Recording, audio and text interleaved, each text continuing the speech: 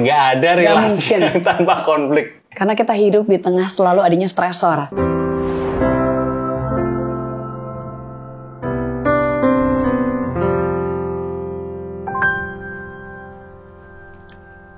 Kembali lagi di podcast yang berjudul Kesehatan Mentalmu loh. Jadi judul podcastnya memang sangat ini ya. Sangat, kalau menurut saya sih keren banget gitu. Tapi itu the point ya. Jadi podcast ini ngomongin tentu saja bicara tentang kesehatan mental. Podcast ini kolaborasi antara saya, Aji Santoso Putro, bersama Rumah Cahaya dan Habib Jafar.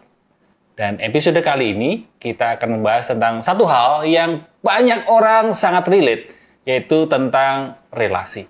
Ya, terutama relasi yang nggak sehat. Ngomong-ngomong, kamu pernah nggak berada di suatu relasi yang nggak sehat, kamu nggak nyaman sekali dengan relasi itu, tapi kamu memaksa dirimu untuk terus bertahan. Kamu kira itu adalah sebuah cinta, tapi bisa jadi itu adalah trauma responsmu gara-gara luka di masa lalu kamu berelasinya atau menjalin relasinya dengan cara seperti itu. Dan kali ini, episode ini saya ditemani satu teman saya bernama Nuran Abdan. Tepuk tangan dulu. Ya. Seorang psikolog yang dulu S1-nya di mana? S1-nya di UIN Syarif Hidayatullah Jakarta. Oke. S2 di Tarumanegara Jakarta. Oh, bentar kamu. Ya. Anak Tawakal zaman dulu jalannya namanya. Oh gitu. Grogol kosannya belakang namanya Tawakal Raya. Oh itu jalan maksudnya. Gang Tawakal. Gang Tawakal. Di masa itu. Jadi termasuk ini ya anak Tawakal. Anak gitu Tawakal. Ya. Iya. Dan kita akan ngobrolin tentang relasi ya. Yes. Ya relasi yang nggak sehat itu seperti apa. Terus kenapa orang itu bisa berada di relasi yang nggak sehat atau mungkin teman-teman mengenalnya toxic relationship ya. Betul banget. Dan tentu saja nanti kita akan ngobrolin tentang gimana caranya untuk keluar dari relasi yang nggak sehat itu. Ya. Karena relasi yang sehat itu bukan berarti relasi yang tanpa konflik. Setuju nggak? Setuju banget. Karena nggak ada sepertinya Nuran ya, nggak ada relasi yang tanpa konflik. Karena kita hidup di tengah selalu adanya stresor. Yeah. Dan stresor itu menumbuhkan konflik dong Mas. Pasti kita setuju. Tapi konfliknya sehat atau nggak sehat? Nah, nanti itu jadi pertanyaan. Oke, jadi bukan tiadanya konflik, tapi justru kamu tadi bilang konflik itu sehat atau nggak sehat. Yep. Oke, langsung masuk ke pertanyaan pertama. Let's go. Kadang udah tahu nggak sehat relasi itu, tapi tetap aja mungkin ada teman di sini yang nonton yang tetap mempertahankan relasi itu. Menurutmu ya, sebagai seorang psikolog yang selama ini berpengalaman sekali menangani berbagai cerita terkait relasi, kenapa banyak orang justru merasa nyaman dalam tanda petik di hubungan yang sebenarnya nyakitin dirinya? Betul. Kenapa itu Nuran? Itu dia yang paling challenging ya Mas ya, sebenarnya. Tapi kita kan mengangkat tema tadi dari toxic. Toxic relationship-nya dulu atau meaning toxic. Toxic itu kan bahasa dasarnya kan sesuatu yang rusak dan beracun gitu ya Mas ya. Iya, yang mana seseorang tuh merasakan secara konsisten bahwa di dalam hubungan itu mereka kerap kali merasa hubungan ini penuh dengan kondisi yang negatif. Mungkin merasa terus-menerus merasa disalahkan, merasa mendapati sikap posesif, merasa mendapat sikap yang mungkin membuat mereka kayaknya pasangan defensif terus ke mereka. Intinya membuat si salah satu dari pasangan merasa selalu ditekan dan merasa hubungan ini selalu nggak berkembang. Kok aneh ya? Udah tahu berada di dalam hubungan yang tak berkembang, yang menyakitkan, melukai pasti secara emosional ataupun bahkan bisa juga fisik. Finansial, sosial, bisa beragam nih. Karena kan kekerasan beragam memang ya. Jadi dari psikis, fisik, bahkan finansial. Bisa banget. Bahkan sosial, relasi sosialnya dia. Jadi kan ternyata ini merambah ke beragam sisi yang masuk bahkan bisa kekerasan dalam bentuk banyak hal. Kok dilalah si pribadi atau individu ini kok tetap bertahan ya? Itu kalau orang awam pasti akan mempertanyakan, kamu nggak salah. Mungkin mempertanyakannya gitu. Temen-temennya kamu nih ngawur. Temen-temennya ayo tuh surga udah dibilangin kok kayak gini terus sih. Kok terlalu banyak kata kok. Tapi sejujurnya kalau kita telusurin lagi ke belakang, ternyata pasti akan banyak cerita di balik layar bahwa ada apa dengan individu tersebut sehingga dia cukup lekat untuk mempertahankan relasi yang justru tak sehat tadi. Kalau di psikologi kita sama-sama sering membaca nih Mas pasti. Ada sering kita mendengar dan membaca yang namanya salah satunya trauma bonding. Trauma bonding.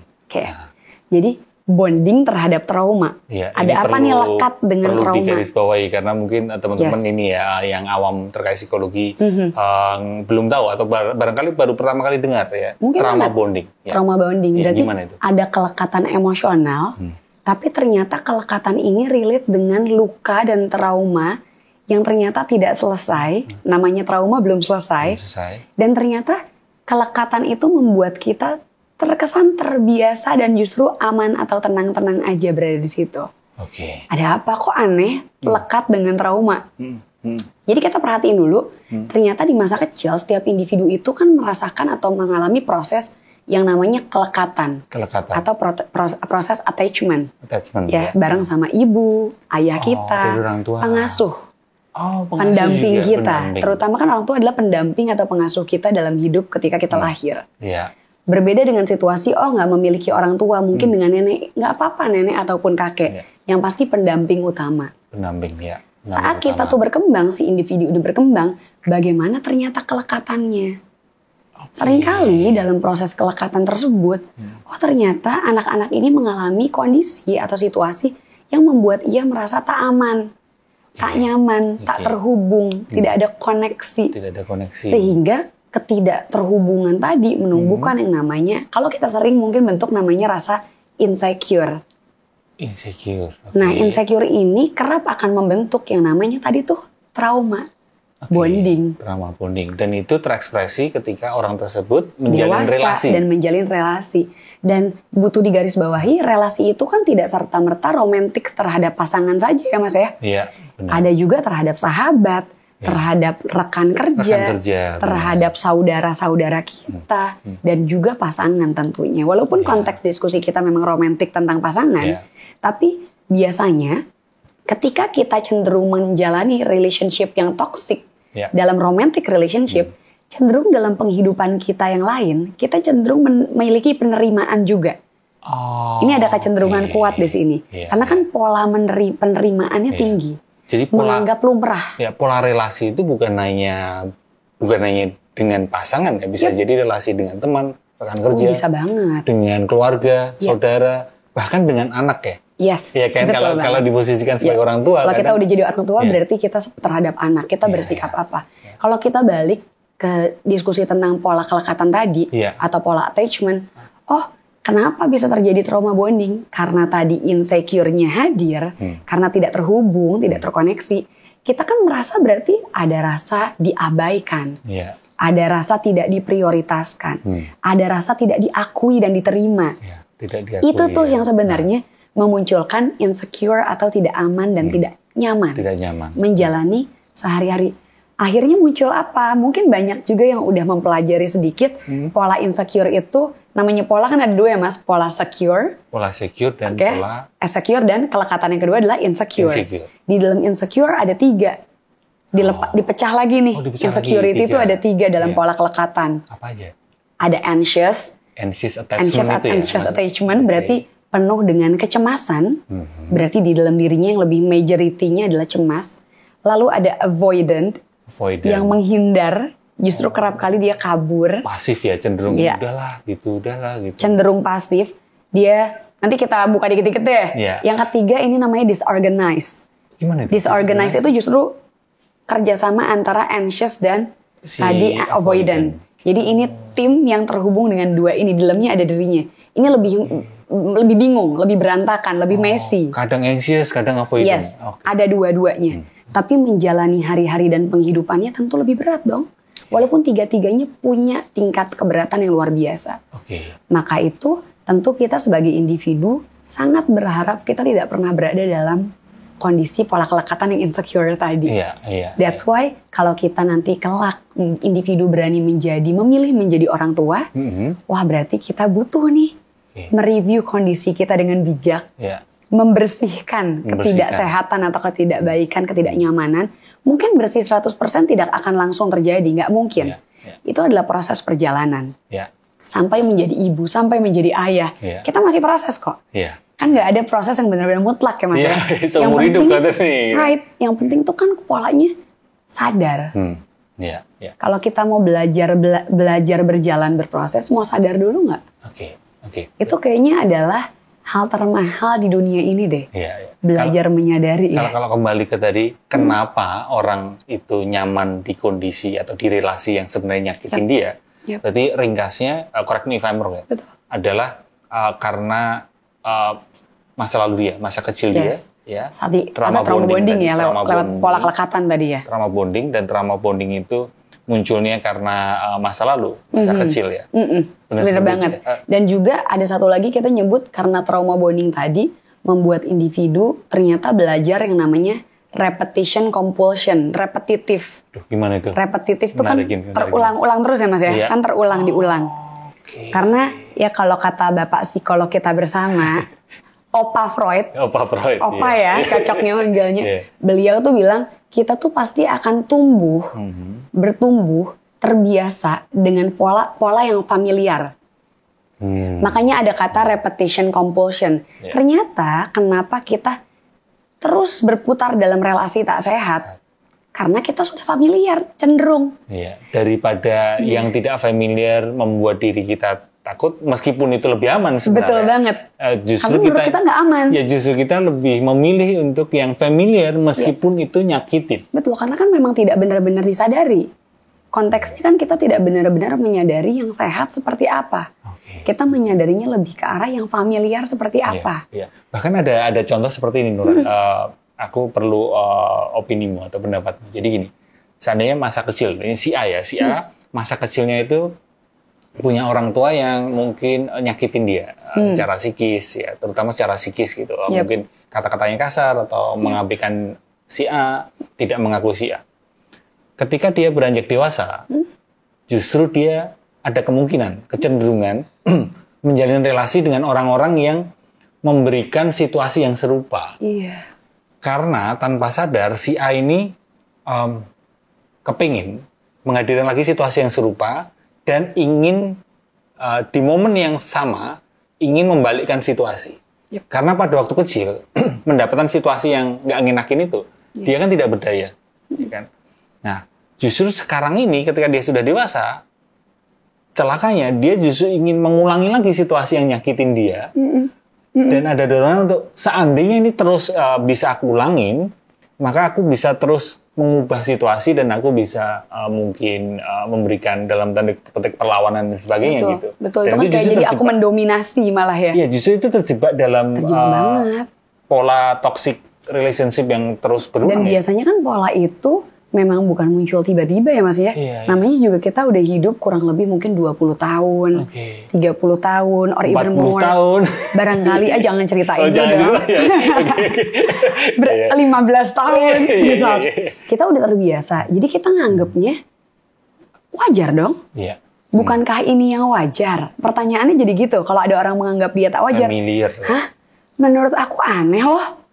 Lo yang aneh kali, dia malah mempertanyakan. Atau menye-menye banget sih. Apaan sih lavi-davi? Lavi-davi tuh aneh. Lembut itu mungkin dianggap menye-menye atau manja. Sedangkan padahal mungkin itu adalah cara atau pola yang memang menurut mereka layak si orang lain. Tapi buat si orang tersebut yang lain, dia malah merasa enggak, itu aneh, tidak sewajarnya dan tidak bisa aku seperti itu.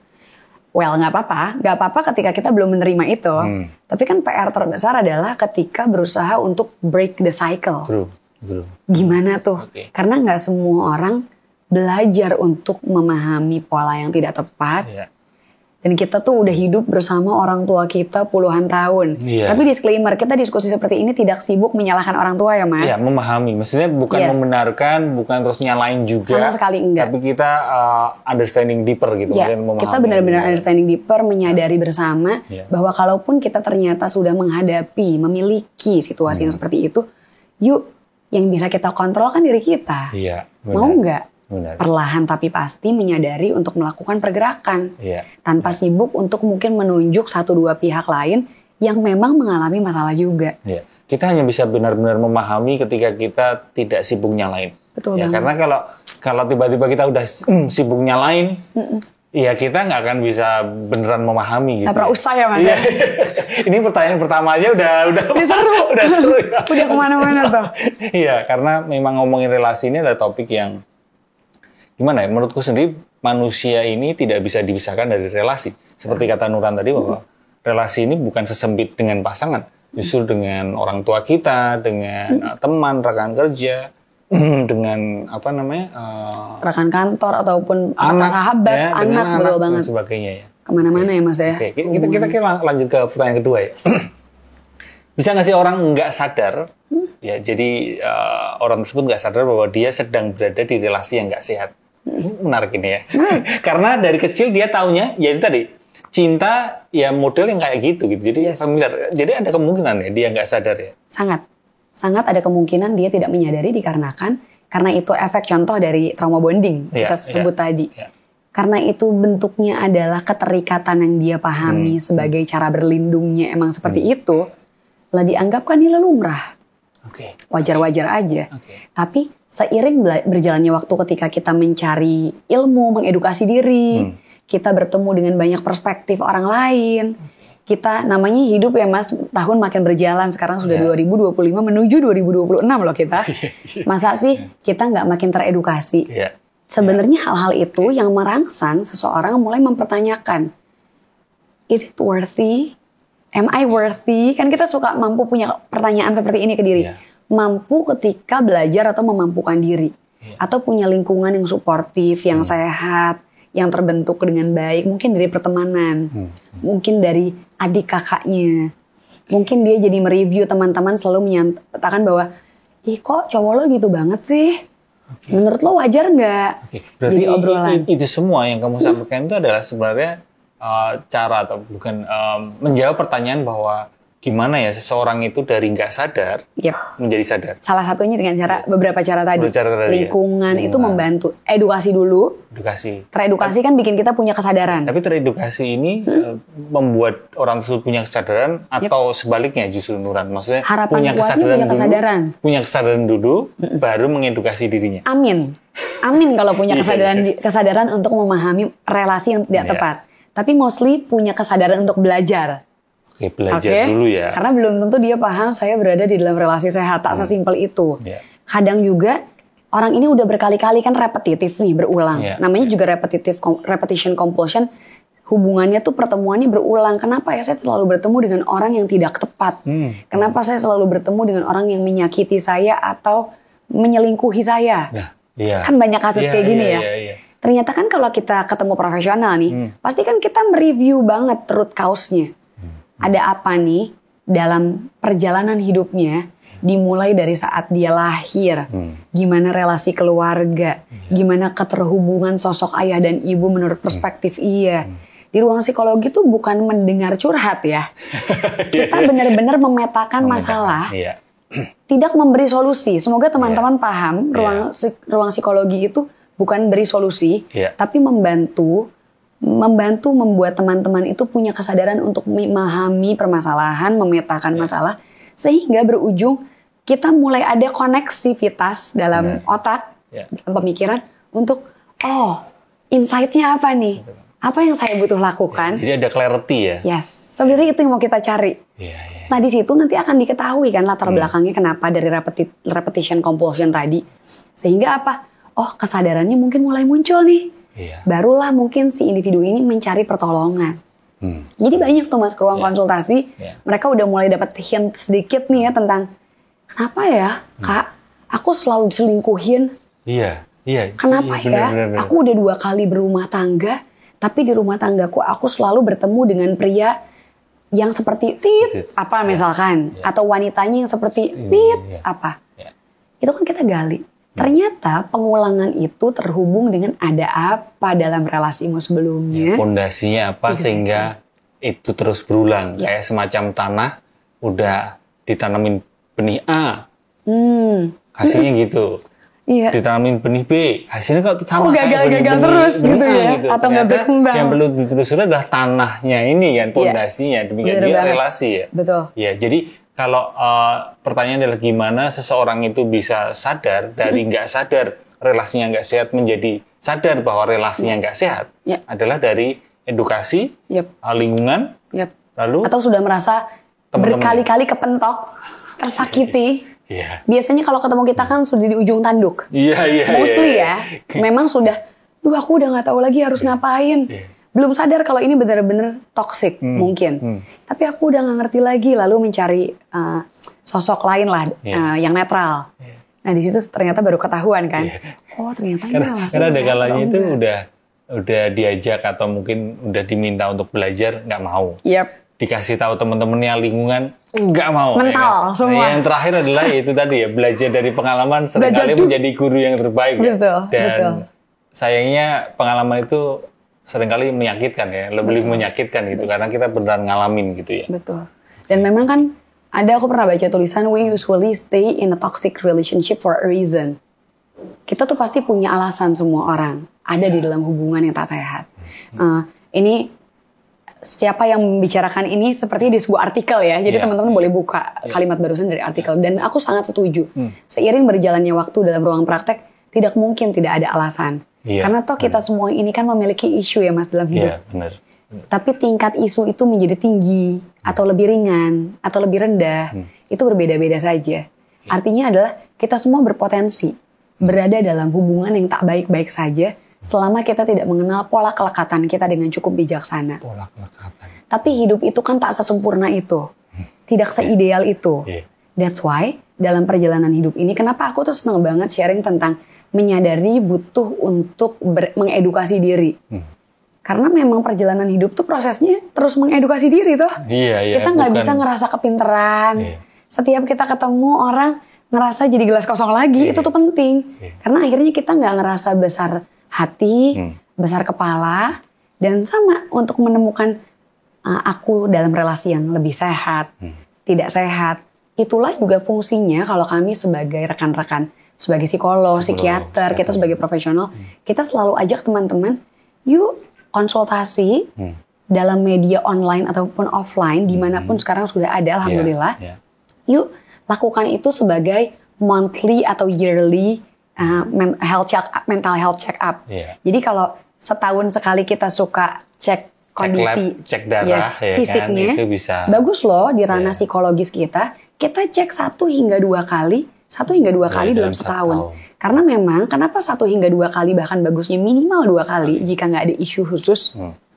Karena memang dalam kurun waktu biasanya 6 bulan, seseorang itu kerap masa maksimum adaptasinya itu direview, kemampuan adaptasinya itu dilihat per 6 bulan dulu.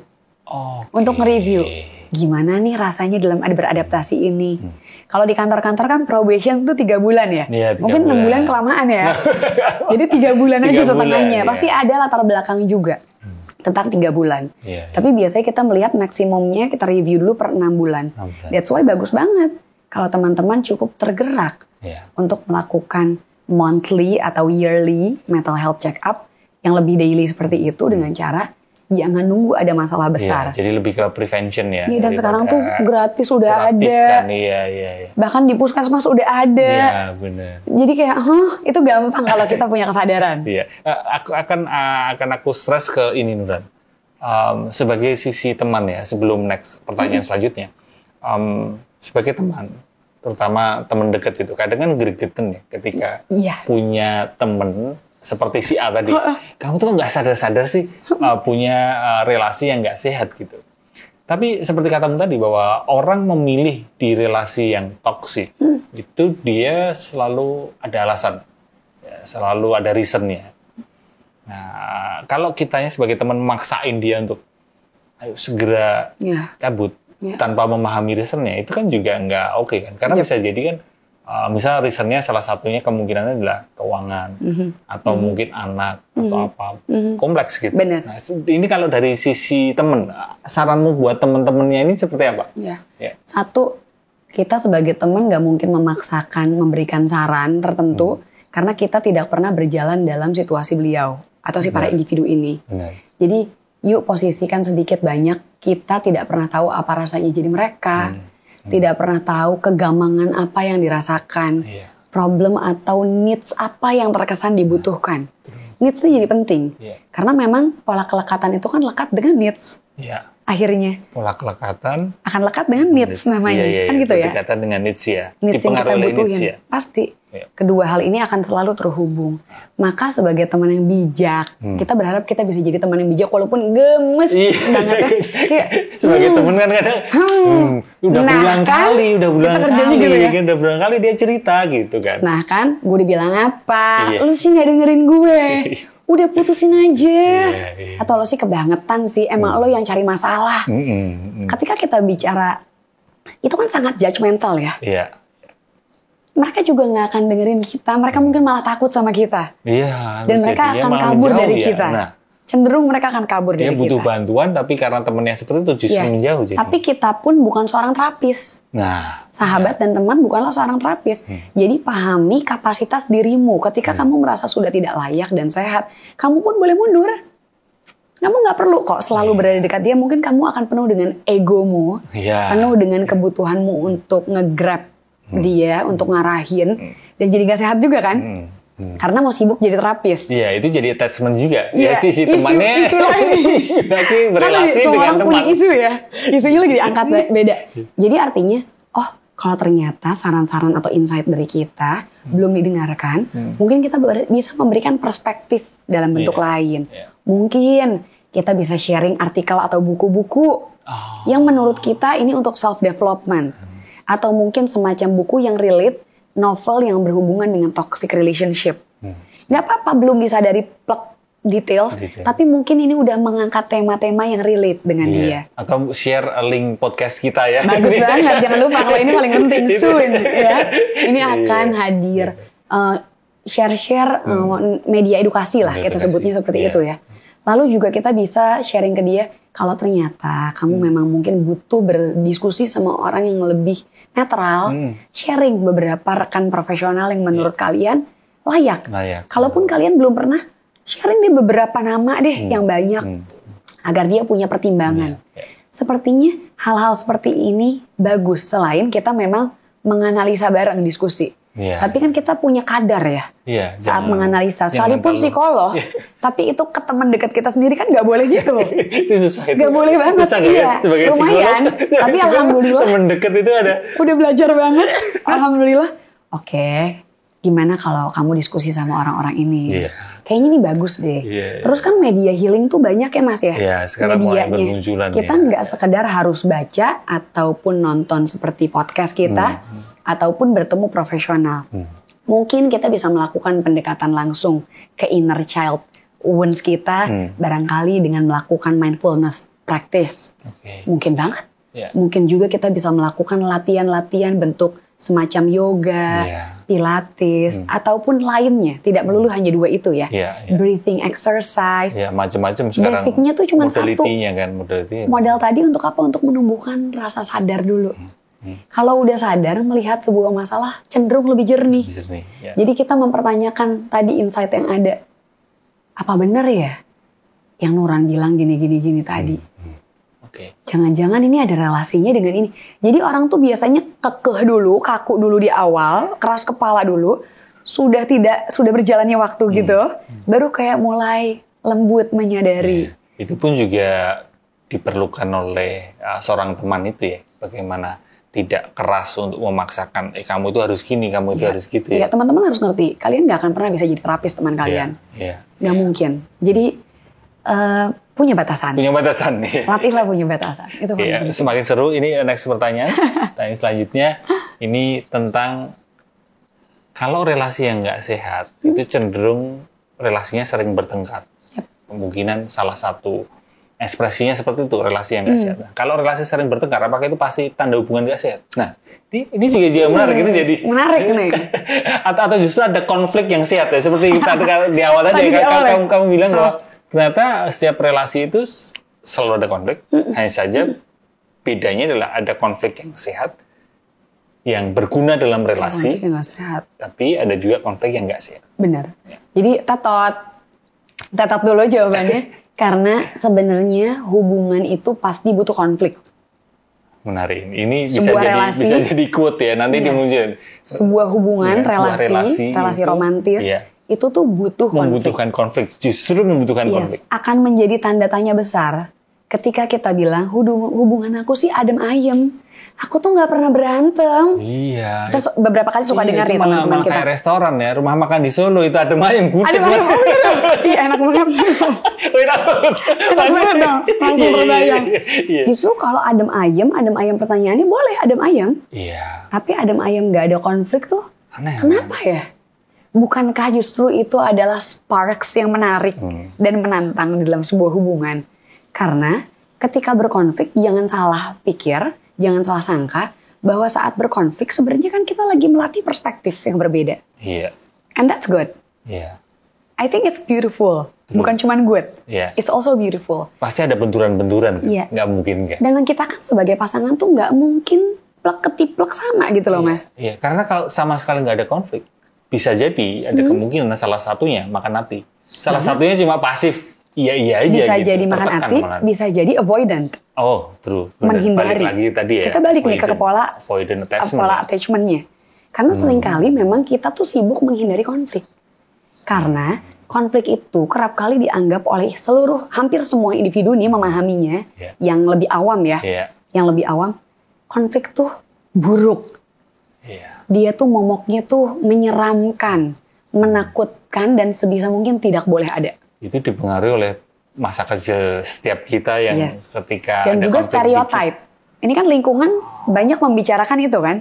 Kita mengenal bahwa yang namanya konflik, gue nggak mau deh ribet kalau nanti dia marah nanti malah gini. Oh, konflik tuh nggak boleh.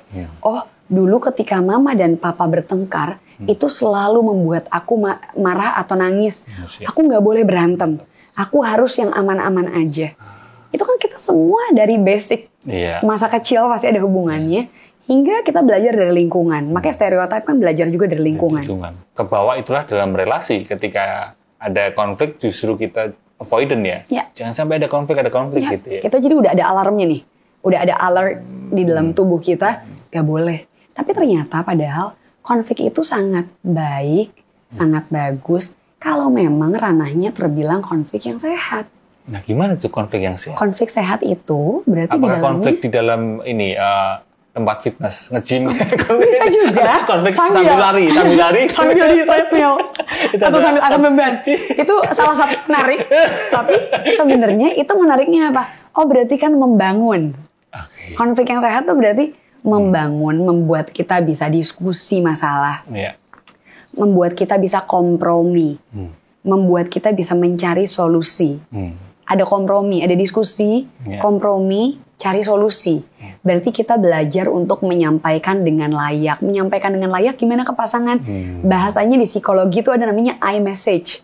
Gimana itu? I message itu ketika aku tidak nyaman terhadap sesuatu yang buruk ya, yang membuat kita berkonflik. Saya nggak sibuk menyatakan ke pasangan dengan kamu tuh kebiasaan, atau sibuknya you statement. You statement tuh aku kerap menitik beratkan kamu yang punya salah. Oh, kamu kok nggak nutup pintu sih? Kata gantinya adalah kamu ya, yang si you kita ganti jadi I.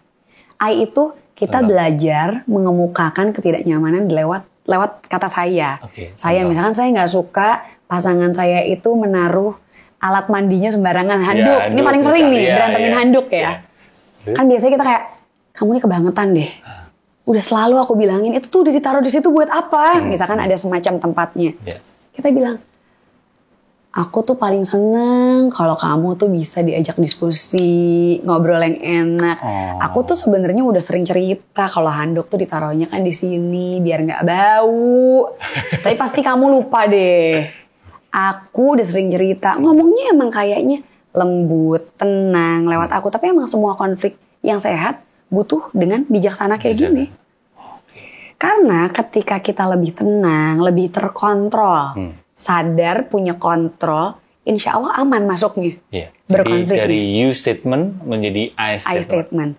Saya merasa apa sehingga saya tidak suka. Saya merasa saya udah sering bilangin kamu nih. Kayaknya aku udah bilang deh, naruh tumblernya jangan di situ atau gelas-gelasnya berantakan. Kalau udah beres, taruh ya di mana. Sambil kita contohin misalkan. Awal 2. Jangan lupa yo. Misalkan nanti kalau misalkan dia udah mau lupa lagi. Tapi dijadiin kayak fun. Mungkin awalnya gak menyenangkan. Lama-lama mungkin lebih menyenangkan. Kita mulainya dari saya. Kalau you tuh udah selalu nyerang. Kan unjuk. Selalu pasti nyerang ke orang lain dan orang nggak suka diserang. Semua orang nggak ada yang suka diserang. Kalau netizen itu bilang pola relasi kayak VOC ya, maksudnya yang langsung agresif gitu, langsung kamu gitu ya. Mungkin justru beberapa orang terbiasa, tapi tetap itu tidak sehat. Itu nggak gentle sama sekali. Iya nggak gentle. Jadi justru dari yang pola VOC tadi yang agresif, kita bikin jadi lebih terarah kali ya mas, gentle atau terarah. Atau lebih ke non-violence ya sebenarnya kan lebih ya. Sangat jadi mungkin karena kita nggak nyerang. Statement ya. Itu yang sehat kita buat. Dan itu hanya bisa kita lakukan kalau pola pikir kita sudah sadar bahwa relasi itu mesti ada konflik. Bahkan relasi itu membutuhkan konflik. Banget. Sehingga kita ini bukan belajar meniadakan konflik, tapi justru belajar sebuah seni untuk berkonflik. Iya, right. I love it. Ini penting. Seni berkonflik. Iya kan? Betul. Kita jadi perlu itu seni berkonflik. Menantang gitu loh. Iya. Seru bukan iseng ya maksud aku, tapi jadinya melihat sebuah konflik dalam sudut pandang yang berbeda. Iya. Bertumbuh karena konflik itu ya. Setuju banget. Itu kalau tadi bicara tentang ini ya, pola pertengkaran dan sebagainya. Yang lebih sehat ya. Iya. Karena kalau udah jelas kalau nggak sehat kan menyerang. Oke. Ada serangan kan? Kalau nggak sehat cenderung akan menyerang. Dan kalau katanya bapak psikologi selanjutnya, Gottman. Oh oke, ini opa Gottman juga ya kalau ini. Tadi opa ini boleh opa juga kan? Opa bersama dalam sudut perspektif relasi romantis. Iya. Beliau tuh selalu sharing tentang 4 horsemen. 4 hal yang cenderung kuatnya akan merusak sebuah hubungan dalam konflik salah satunya. Ketika dalam sebuah hubungan, especially saat berkonfliknya nih misalkan, kita tuh sibuk ngekritik, constantly criticism, kritik terus karena kritiknya nggak ngebangun. Kan ada kritik yang membangun, ada kritik tuh yang ibarat tuh nyalahin, cerocos, nggak berhenti, menyudutkan. Terus ketika di dalamnya juga ada stonewalling. Gimana itu? Stonewalling tuh kita kan bikin dinding-dinding ya, kayak batu. Dinding-dinding pembatas. Membuat ketika lagi berkonflik mungkin kita cuekin dia. Ada silent treatment-nya. Silent treatment. Ada juga kita melakukan yang namanya, kita tuh dedes. Bahasa Jawanya tuh dedes kan ya? Dedes itu kan kita apa ya? Menekan. Oke. Nah, kita langsung nyambung kalau nyebut kata dedes. Dedes tuh kita tuh bener-bener menekan pasangan, membuat dia merasa tersudutkan. Pasti judgmental di dalamnya. Dan pasti itu membuat kita merasa satu pasangan nanti akan lelah dan lemah. Karena kan ngerasa disudutkan terus. Dia tertekan. Di pressure, terus dan disudutkan. Jadi itu beberapa hal. Ada silent treatment-nya, ada stonewalling-nya, ada tadi apa yang kritik terus menerus yang udah jelas nggak ngebangun, gitu loh. Dan itu membuat hubungan berkonfliknya itu kesannya konflik selalu momok yang buruk. So artinya ketika konflik yang nggak sehat udah pasti nggak membangun, udah pasti isinya adalah serangan. Sudah pasti di dalamnya ada judgmental opinion. Sudah pasti di dalamnya kita merasa ya pressure yang berkepanjangan yang membuat kita mempertanyakan diri kita sendiri bahkan. Sampai terus kita bahkan ketika itu kan konflik yang jadi nggak sehat kan. Ketika di dalamnya bahkan kita mendapati ketidaknyamanan semacam didiemin atau silent treatment tadi. Kita jadi ada dinding pembatas di mana kita nggak menyelesaikan masalah, kabur aja. Kaku sendiri, nganggep ya udah kamu aku. Kalau kamu tadi ngomongin silent treatment ya, ini di luar pertanyaan listnya. Apa yang perlu dilakukan seseorang teman kita yang mengalami silent treatment? Bukan pelakunya ya, tapi mungkin korban. Misal di pacaran atau di pernikahan kan bisa jadi terjadi silent treatment. Apa saranmu? Satu, kalau udah tahu kita di silent treatment sama pasangan, ketika situasi sudah lebih tenang, sudah lebih stabil gitu ya. Melihat partner kita lebih stabil kondisinya, yang kita tahu adalah kita butuh untuk menyampaikan kepada pasangan kita perasaan kita ketika dia melakukan itu. Oke. Sebelum kondisi tenang nih, ketika lagi di silent treatment ya, sebisa mungkin jangan membalas silent treatment juga. Bukan so asik juga ya, bukan so asik kayak meluk-meluk aja, cium-cium aja, nggak gitu juga. Tapi tetap lakukan kerjasama yang menurut kita memang selayaknya kita lakukan. Misalkan tugas kita adalah hari itu ya bekerja dari rumah. Kalau memang standarnya seperti itu, walaupun partner kita lagi nyuekin kita, ya udah kita cari ruangan aja sendiri. Jamnya makan, mungkin kita baik suami atau istri terbiasa emang membantu mempersiapkan masakan. Kita nggak perlu bareng. Karena jadi berantem terus nggak nyiapin masakan. Karena itu udah standar kan, berarti pola di dalam rumah kalian atau itu jadi tugas kalian, maka tetap laksanakanlah. Toh, yang satu mau silent treatment silahkan, nggak mau makan silahkan juga, kita tetap menawarkan.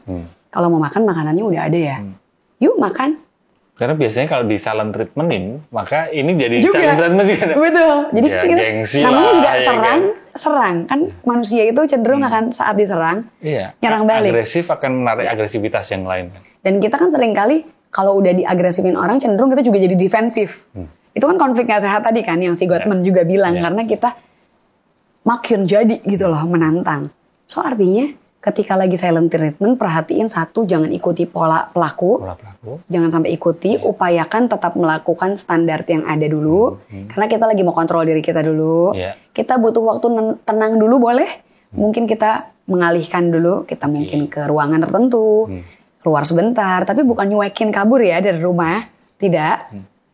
Ketika pasangan terlihat emosinya lebih stabil, kita mulai menyampaikan bahwa ternyata ketika tadi kita lagi bertengkar, lalu aku merasa kamu melakukan tindakan itu setauku namanya silent treatment loh. Ceritain itu namanya apa. Dan itu adalah sikap atau perilaku yang sangat tidak menyenangkan. Karena kita lagi tegang, kok aku malah ditinggalin, kok aku malah sendirian, kok kamu malah kabur dari masalah. Sedangkan bukannya kita butuh pegangan tangan. Jangan gitu lagi dong. Atau mungkin kita cerita, kita saling bantu ya. Ketika kita lagi nggak baik-baik aja, aku bantuin kamu, kamu tolong bantuin aku. Semoga nggak ada lagi momen kayak gitu. Harus disampaikan ke pasangan. Seringkali kita tuh neken emosi, mendem, sehingga udah lama mau meledak, baru jadi meledakan. Kamu tuh kebiasaan ya gini. Jangan, sebisa mungkin kita usahain jangan sampai ada di titik itu. Jadi itu ya buat teman-teman yang mungkin kebingungan selama ini, kalau aku di silent treatmentin gimana gitu ya. Kalau cara terakhir selalu ke profesional ya. Kalau ternyata nggak nyaman ya itu baru. Kalau kita udah, aduh caraku udah nggak bisa. Kalau skill kita atau keterampilan kita sudah memang mentok ya. Carilah pertolongan, itu penting. Kalau kembali ke relasi sehat tadi, pertanyaan yang berikutnya terkait dengan relasi sehat, sebenarnya definisi sehat itu. Itu apa dalam konteks relasi tentu saja, bukan sehat fisik, tapi relasi sehat itu seperti apa? Kan kadang setiap orang masih beda-beda kan standar sehat itu. Aku tuh selalu ngelihat makna relasi sehat adalah ketika kita menyadari kebutuhan kita untuk saling bertumbuh. Menyadari kebutuhan kita untuk saling bertumbuh. Kita saling mendukung antar pasangan untuk stand to each other. Jadi kita standby for each other. Berarti kan di dalamnya kita punya kesadaran untuk berkembang, saling bertumbuh. Artinya kita juga menghadapi yang namanya adanya dukungan satu sama lain. Kita mendukung satu sama lain. Yang mana hubungan itu mungkin tidak selalu indah. Pasti dong.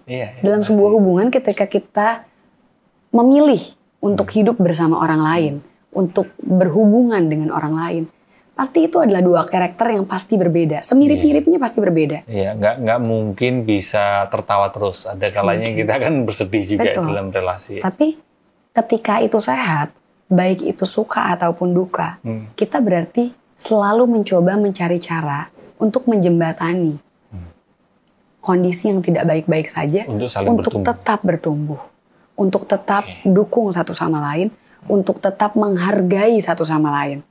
Karena ketika kita basicnya punya kesadaran untuk bertumbuh bersama, kebutuhan untuk bertumbuh dengan mendukung, pasti kita juga menghargai antar pasangan. Itu mutlak. Itulah hubungan relasi yang sehat tuh pasti menghargai, pasti berusaha.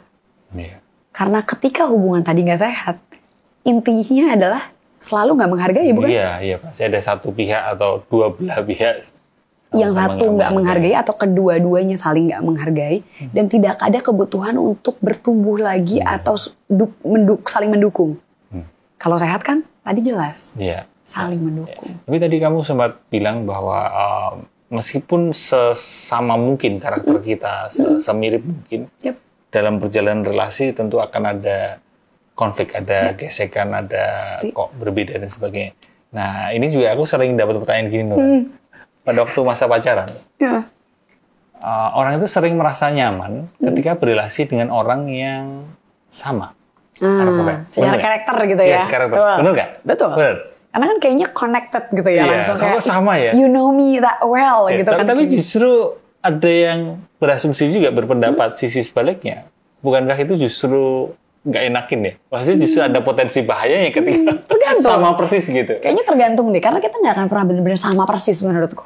Pasti akan ada. Kita karena baru jatuh cinta ya di fase honeymoon ya, misalnya kan di awal-awal pacaran itu kayak melihat kok sama ya, sama ya. Padahal gue banget kan kayak gitu. Padahal banyak sisi lain yang gue banget.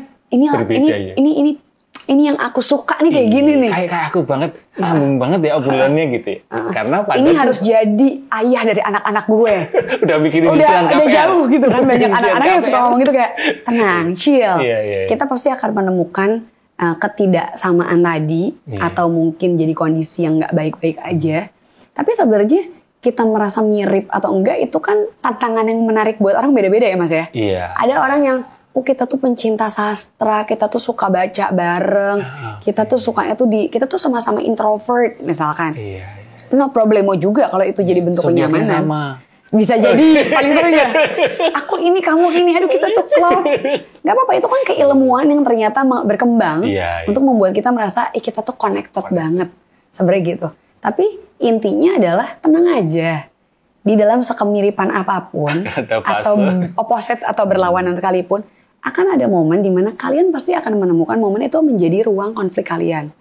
Tapi bukan berarti ruang konflik itu jadi membuat kalian kabur. Kembali ke tadi ya. Kita realistis untuk mereview, menyadari bahwa terus gimana nih, aku harus ngelakuin apa, butuh ngelakuin apa, sebaiknya bersikap apa. Itu yang mau kita kejar sebenarnya. Kayak di meditasi itu ada satu ungkapan, no mood, no lotus. Nggak ada lumpur, nggak ada bunga teratai. Lumpur ini ada konflik kan. Tanpa konflik kita tidak akan bisa bertumbuh seindah bunga teratai gitu kan. Ya kan, sehingga justru ruang konflik itu bisa kita lihat sebagai sebuah potensi untuk menumbuhkan relasi yang sehat. Banget, aku setuju itu. Oke. Aku akan hafalkan itu. Pertanyaan terakhir nih ya. Pertanyaan terakhir. Banyak yang bilang kalau dia jodohku pasti nggak bikin aku capek. Ya kan? Right. Tapi gimana bedain antara, ini menarik. Bedain antara cinta yang memang butuh usaha. Butuh usaha ini kan pasti ada capeknya. Dengan hubungan yang memang beneran bikin capek karena nggak sehat gitu. Gimana ini batasnya? Karena kalau kita bicara kata teori Sternberg gitu ya, cinta yang sempurna itu adalah cinta yang di dalamnya berisi tentang ada passion atau gairahnya, ada intimasinya, dan ada titik kilas baliknya adalah komitmennya. Itu tuh yang sempurna adalah yang memiliki 3 itu ya. Memiliki tujuan. Passion, intimacy. Ada pengembangan passion, intimacy, tadi apa? Komitmen. Itu kan bentuk yang katanya sempurnanya. Jadi kita perhatiin dulu ketika cinta itu, tadi kalau Mas bilang kan berarti contohnya, dalam hubungannya aku ini bukan jodoh gue deh, soalnya aku tuh selalu capek. Tapi itu kunci bagus ya, ngedengar kata capek adalah bentar deh, capek yang terus-menerus kayak gimana? Apakah ini relasi yang tak sehat? Perhatiin dulu ya. Perlu digali lagi. Karena kan toxic toxic relationship itu membuat kita merasa tak berdaya, seringkali mempertanyakan kualitas diri kita. Itu udah masalah besar banget dan merasa memang lelah. Jadi perhatiin dulu makna capeknya. Tapi di sisi lain, cinta itu kan perlu upaya, Nuran. Perlu usaha. Banget. Nah, makanya untuk kita tahu, kalau misalkan cinta yang sekedar cintanya adalah untuk happy atau zaman dulu disebut cinta monyet ya. Cinta monyet, Itu kan zaman cinta monyet, kita kan mungkin mainnya masih di passionnya yang besar. Kembali ke kan gairah, kebutuhan. Intimasi dapat nggak ya? Sometimes mungkin dapat. Tapi kalau monyet kan mainnya di passionnya lebih banyak berarti. Karena iseng-isengan kan. Tapi jujur aja, ketika yang namanya cinta butuh usaha, artinya kan di dalamnya ada komit, ada konsistensi. Dan jangan lupa si completed tadi atau cinta yang sempurna itu, perhatikan makna komitmen, di dalamnya ada lagi konsistensi. Karena kita nggak bisa komitmen kalau nggak punya upaya konsistensi juga. Berarti kalau aku kaitin lagi dengan pertanyaannya, ini sama-sama capeknya ini. capek pertama adalah capek karena memang ya begitulah cinta, perlu usaha. Perlu usaha, betul. Yang kedua, capeknya ini nggak capek, ya karena relasinya ini nggak sehat gitu. Ya. Yang membedakan gimana? Orang-orang lihat ini adalah berarti, bentar nih, capeknya yang kayak gimana dulu? Maksudnya, kalau capeknya itu terus-terusan capek, konsisten capek, berulang, itu bisa membuat jadi... berkembang nggak? Capek yang kayak gimana? Capek tuh butuh kita kenalin. Capek untuk selalu berusaha. Oke, selalu berusaha sendirian. Nah, ada apa dengan aku selalu berusaha sendirian? Partnerku kemana? Berarti aku komit, konsisten untuk melakukan upaya, tapi partnerku enggak. Itu cenderung yang tidak sehat dong. Berarti ya. Dan itu terus berulang dalam jangka waktu yang panjang. Berarti itu adalah... Ada apa nih? Berarti butuh ditelaah. Walaupun belum tentu hubungannya akan patah ya. Tidak sehat tidak melulu pasti patah. Bisa jadi ada keinginan untuk memperbaiki. Dari kedua belah pihak. Ada kesadaran dan keinginan untuk memperbaiki. Buat nyehatin ya. Buat nyehatin yang gak buat sehat. Perbaikan itu. Karena dia aware bahwa, oh polaku atau caraku nih gak bener loh. Itu kan gak sehat, dia sadar akhirnya. Walaupun butuh perjalanan panjang. Dan memang ada lagi di dalam konteks sehat pun, gue capek banget sih, kita kayak udah usaha macem-macem, tapi kenapa sih kita tuh tetap aja deh berantemnya di part ini. Capek, tapi kita juga perhatiin emang sih berantemnya di part itu. Tapi dibanding dengan pola berantem sebelumnya, ada peningkatan perbaikan. Perhatiin, jangan melihat keluar ke orang lain yang gak pernah punya konflik yang ini. Nggak bisa. Kadang-kadang bandinginnya kan dengan relationship goals di sosial media. Gimana tuh ya di sosmed bener. Jadinya kan agak... Karena membayangkan relationship jauh orang banget gitu. Beda banget dan itu kan di kamera ya. Sorry banget nih itu di balik kamera loh. Iya. Di depan kamera, Di balik kamera kita nggak pernah tahu. Mereka punya relasi kayak gimana. Relasi kita di balik kamera jangan kita bandingkan dengan relasi orang-orang di depan kamera. Yes. Artinya perhatikan dan bandingkanlah dengan upaya yang kalian lakukan di previous atau sebelum. Justru dari diri kan kita apple to sendiri. Apple tuh jadinya. Kita selalu boleh membandingkan yang apple to apple aja. Berarti, iya tapi kak pasangan aku tuh kalau diajak ngobrol tuh selalu deh sambil main handphone. Oke, perhatiin dulu. Main handphone yang sebelumnya dengan main handphone yang sekarang dari mungkin durasi. Atau sebelumnya malah dia bener-bener main laptop, main handphone, main apa. Sekarang kadang gini. Sambil kita diskusi lagi. Boleh dong, aku tuh paling senang deh kalau misalkan kita tuh ngobrol. Kita tuh saling gitu loh. Be there, be here. Boleh kali ya, karena aku tuh ngerasanya handphone tuh sering ngeganggu kita. Boleh nggak kalau kita mau denger kita lagi ngobrol, mungkin kamu tutup dulu handphonenya sebentar. Atau aku kasih kode ya, aku lagi pengen ngobrol deh.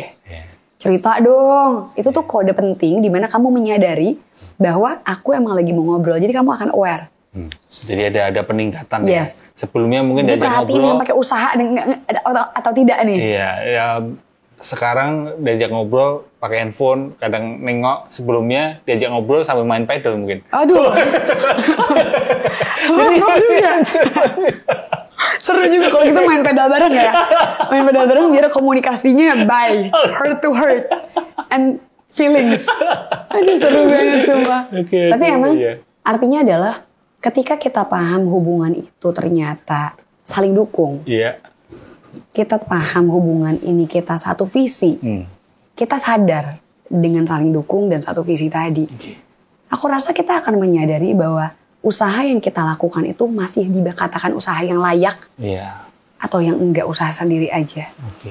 Yang memang dikatakan cinta yang layak diupayakan. Atau cinta yang ternyata sudah tidak satu energi lagi, tak bersinergi. Itu yang tidak layak. Kalau nggak bersinergi apa yang mau dipertahankan berarti? Apa yang perlu diperjuangkan juga. Karena kita nggak bisa, kita usaha sendiri. Lawannya kita atau partnernya kita berarti mungkin santai, mungkin cuek, mungkin anggap itu nggak penting. Pertanyaannya balik lagi ke kita. Apakah kita mau dan mampu menyadari untuk mengambil keputusan-keputusan untuk menyudahi atau memperbaiki? Karena wajar kok, ada banyak teman-teman di luar sana, ayah-ayah ibu di luar sana bahkan, yang berpikir ketika sudah ada dalam hubungan yang toksik, ternyata, tapi aku nggak bisa. Mungkin ada kendala berhubungan dengan finansial. mungkin menganggap anakku nanti nggak punya figur ayah, figur ibu yang lengkap. Tapi perhatiin deh, banyak loh anak-anak yang sudah luar biasa teredukasi sekarang, memahami bahwa, kayaknya mama papa nggak usah bareng aja deh. Iya, karena mereka menyadari bahwa keberadaan kebersamaan kalian tuh menyakitkan loh buat kami. Ternyata banyak anak-anak, nggak baru, ini sudah beberapa tahun ini berkembang ya. Mereka punya pemaknaan yang lebih bahwa, pa, mendingan nggak usah bareng aja deh. Padahal mama papanya lagi mengupayakan agar anak jangan sampai nggak memiliki figur. Ini betul sesuatu yang nggak mudah untuk dipahami, karena yang sudah berumah tangga yang akan mampu memaknai ini. Yang sudah memiliki anak yang akan mampu memaknai ini. Mungkin aku nggak mau relasi aku dengan anakku seperti aku dengan orang tuaku dulu. Jadi itu benar-benar nggak mudah, kita paham. Jadi jangan gampang bikin judgmental opinion tentang ini. Rumah tanggamu dan ku berbeda. Milikilah batasan untuk berani menyampaikan sesuatu. So artinya, kenali dulu. Oh kalau ternyata, kayaknya kita bisa deh co-parenting. Kalau ternyata pun nggak bisa, pahami ini hubungan masih di fase yang sehat, bisa berkembang, atau enggak. Udah beneran deh, udah di titik akhir, udah nggak memungkinkan. Aku justru menaruh perhatian pada jangan tergesa-gesa ngasih judgement ya, atau opini yang penuh penghakiman. Karena setiap cerita yang kita dengar atau setiap cerita yang kita baca, yang kita tonton di sosial media apalagi,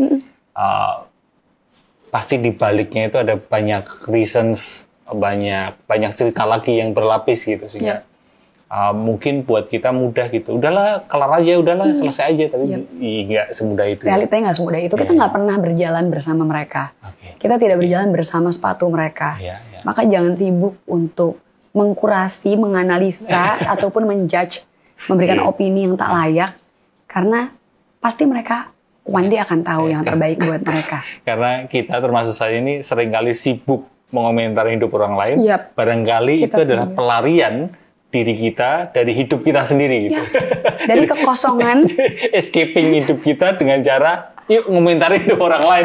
Itu kan jadi ruwet gitu ya. Tapi thank you Nuran. Thank you for being here, udah ngobrol. Mungkin untuk menutup obrolan ini ada 1 kalimat, 2 kalimat terkait relasi yang ingin kamu sampaikan ke teman-teman. Kita semua tuh pantas untuk bahagia. Kita semua itu pantas untuk menikmati proses pendewasaan kita. Dengan atau tanpa pasangan, kita semua memiliki kelayakan untuk selalu memahami kebahagiaan.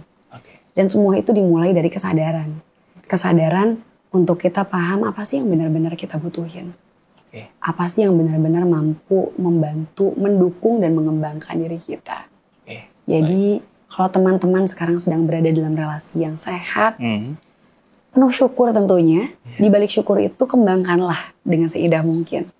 Apabila teman-teman menyadari teman-teman dalam relasi yang tak sehat, kesadaran tadi sudah sangat amat membantu teman-teman untuk membantu melangkah ke step selanjutnya untuk mencari bantuan, pertolongan, dan kebaikan buat diri kamu. Perkara nanti hasil akhirnya apa itu urusan nanti. Yang penting carilah bantuan, karena kalian, kita semua berhak bahagia dengan cara masing-masing. Thank you so much. Terima kasih. Nuran Abdat. Tepuk tangan sekali lagi buat Nuran Abdat. Terima kasih juga buat teman-teman udah nonton dari awal sampai akhir podcast Kesehatan Mentalmu loh. Semoga obrolan saya dengan Nuran Abdat bisa membantu menyehatkan mental, menyehatkan relasi, dan memulihkan batin. Sampai ketemu di episode selanjutnya. Dadah. Bye. Dadah.